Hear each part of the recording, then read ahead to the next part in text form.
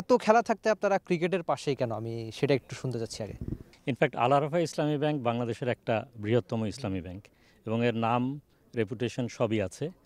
তো শুধুমাত্র অর্থনৈতিক অবদান ছাড়া সামাজিক কিছু অবদানও আছে। তো সেক্ষেত্রে খেলাধুলাটা ওর মধ্যেই পড়ে এবং খেলাধুলা অন্যতম। আল আরাফা যে শুধুমাত্র ক্রিকেটের সাথে আছে এমন কিন্তু না, তবে হ্যাঁ, এটা ক্রিকেট প্রথম। এর আগে খেলাধুলার সাথেও আল আরাফা জড়িত ছিল, ম্যারাথনে ছিল, হকিতে ছিল।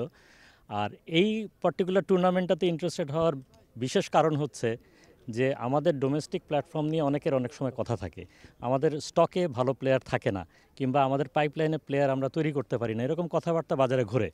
তো দেখুন আল আরাফা দেখলো যে এরকম একটা ডোমেস্টিক টুর্নামেন্ট যদি আমরা করতে পারি, আমাদের দেশীয় প্লেয়ার যারা তারা উদ্বুদ্ধ হবে, তাদেরকে আপলিফ্ট করা যাবে, তারা হয়তো ইন্টারন্যাশনাল এরিনাতে তাদের এক্সপোজার মানে যেটা ট্যালেন্ট যেটা সেটা আরও শো করতে পারবে। তো এই চিন্তাধারা থেকেই আল আরাফা আরও এগিয়ে এসছে। স্পোর্টসের সাথে আগেও ছিল, এখনও আছে, ক্রিকেটের সাথেও থাকবে।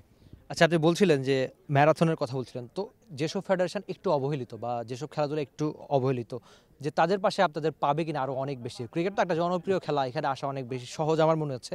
তো অন্যান্য স্পোর্টসে কি আমরা আপনাদের পাবো কিনা অনেক বেশি? আমি তো আগেই বললাম ম্যারাথন, যেহেতু আপনি যেটা বললেন যে যাদেরকে কেউ চেনে না কিংবা খুব লো প্রোফাইলে থাকে, তাদের পাশেও কিন্তু আল আরাফা ছিল। তো সুতরাং আল আরাফার মধ্যে এই স্পোর্টসকে আপলিফ্ট করার টেন্ডেন্সি এবং ইচ্ছা সবসময় ছিল, এখনও আছে, ভবিষ্যতেও ইনশাল্লাহ থাকবে।